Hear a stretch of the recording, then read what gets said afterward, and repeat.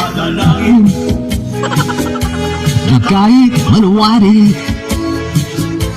sana sungkitin, bikini mong itim, naalay mo sa'kin. Okay, bakit nga ba itim, Manang Aimee?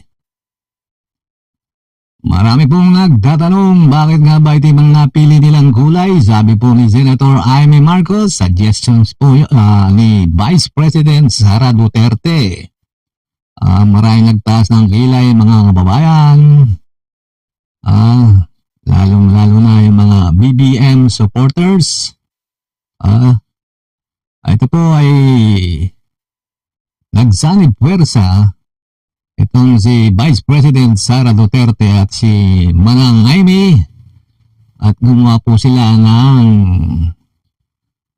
political advertisement na kulay black. Excuse me po, ang ibig daw po sabihin ng itim mga kababayan ay para daw itama ang mali. Ayan po sinasabi ni Manang Aimee mga kababayan. Pero po itong si Senator Bongo ayaw po ng kulay itim mga kababayan. Sabi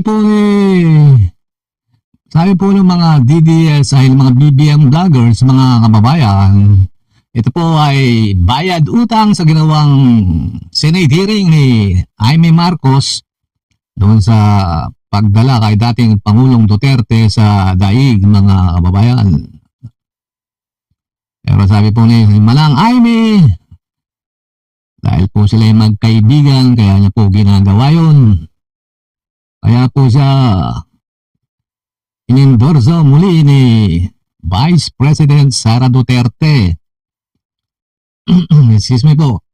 Pero marami pong mga DDS ang mga kumukontra dito sa ginagawa ni Vice President Sara Duterte, mga kababayan.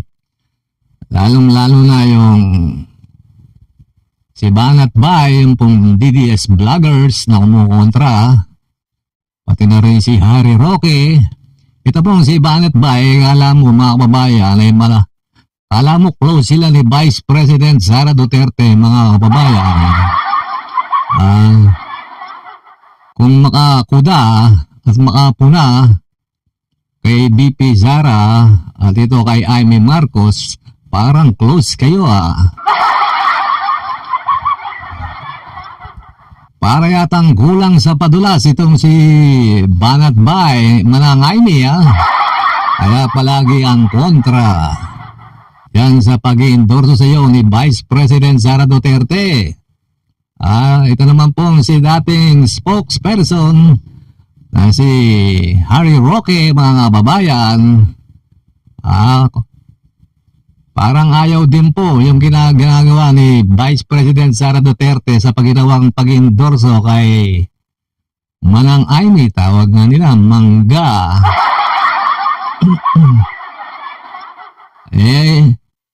Akala mo naman makakaboto to si Harry Roque. Makakaboto po ba ito, mga kababayan? Parang di ata siya makakaboto mga kababayan, alam nyo, itong mga DDS vloggers, mga kababayan, hindi kayo mga politiko. Tandaan nyo po, dito po sa politika, walang forever na magkakaibigan po diyan.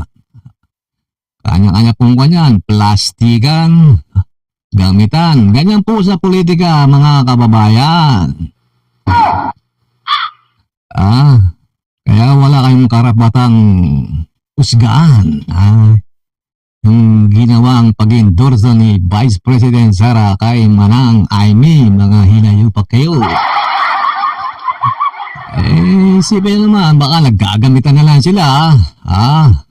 Nagpa-plastikan. Ganyan po yung mga politiko para makawa ka ng boto. Yung may panginabang ka sa bawat isa. Di po ba, mga babayan?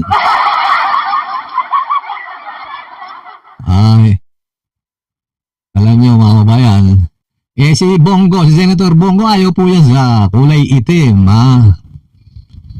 Ay, pakinggan niyo po itong si Senator Bongo, mga kababayan. Ayaw po sa kulay itim yun eh. Bakit sila kulay itim? Napiling kulay. Nagluluksa daw sila. Sabi ni Manang Aimee, nagluluksa ang bayan. Si Mayor Baste, paborito din niyang itim na yan, di ko ba? Trillanes. Ang totoong Bikoy, si Sunny Boy. Ikaw ang totoong Bikoy. Sa totoo lang, dumi mo? Dumi mo? Alam mo saan kukuha si Edwin Cola ng pambayad? Professional video, lalabas, sisirain nyo, pinahubad mo ako 2 beses. Di ba? Pinahubad ako, pinira. Para gusto mo akong kulayan ng itim, kami. Gusto mo akong kulayan ng itim. Para gusto mo akong kulayan ng itim, kami, kukulayan ng itim. Narinig nyo? Bakit? Sabi niya kay Trillanes, bakit gusto niyo kong kulayan ng kulay itim? Eh, yung pong itim, madumi po yun. Ibig sabihin po ni Senator Bongo, gusto ni Trillanes na bakit niya gustong dumihan ang pangalan ni Senator Bongo. Pero si Manang Aimee at ito pong si Vice President Sara Duterte, itim po ang napili. Sa bagay, pag kumain ka po ng piatos, saka ng mangga, pag-ebak mo, kulay itim.